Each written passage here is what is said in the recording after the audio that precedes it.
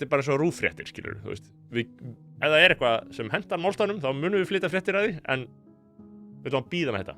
Þetta ekki alveg nógu örugt, ég meina, leigubílstjórinn hann gaurinn, dýrlingurinn. Já, dýrlingurinn, Saint Paul Ede. Þú veist, einhver brjálaði leigubílstjóri í einhverju rugli og taxihundarinn að posta þessu. Og veist, eina fréttin sem RÚV hefur flutt bara frá upphaf til enda taxihundarinn einhver gælla að segja bara, þetta hættulegt. Skilur? Já, ég held að, ég veit ekki hvort ég er ekki múin að fara í gegnum fréttar, en það eina fréttin sem maður hefur séð frá RÚV þú veist, það aldrei eitthvað fókt að byggja ágjá leigubílamarkaði heldur, það hættulegt að þessi gaur sé að segja frá því, sko.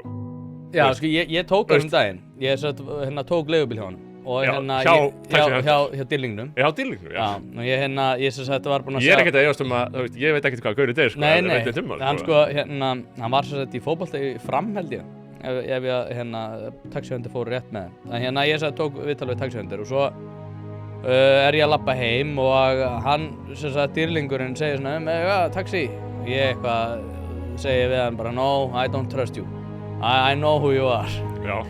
Og þá snappar hann, sko. Byrjar að drullið og við byrjum að öskra hvern annan. Þannig að ég sest bara upp í bíl hjá hann. Já, ok, þannig að það var niðurstaðan. Já, það var niðurstaðan. Og ég sagði bara, ok, þá bara ræðum við þetta. Og hann útskýrir fyrir mér að þetta sé alltaf rasismi og hann sé ekki að svindla og annað, en ég meina, þú veist, ég veit að hann að svindla. Já. En skilurðu, hann sagði bara, það er búið að vera erfitt að búa hérna á Íslandi og þetta ömurlegt. Og ég sagði, það þýðir ekkert samt að þú getur hagað hann svo fáið.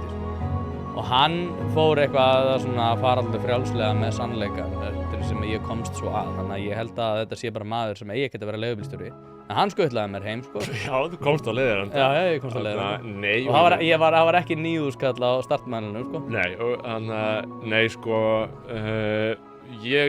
Þakka þér kærlega fyrir að hlusta á þennan stutta bút. Þú getur nálgast þennan þátt og allt efni hlaðvarpsins Ein Pæling á pardus.is/1pæling.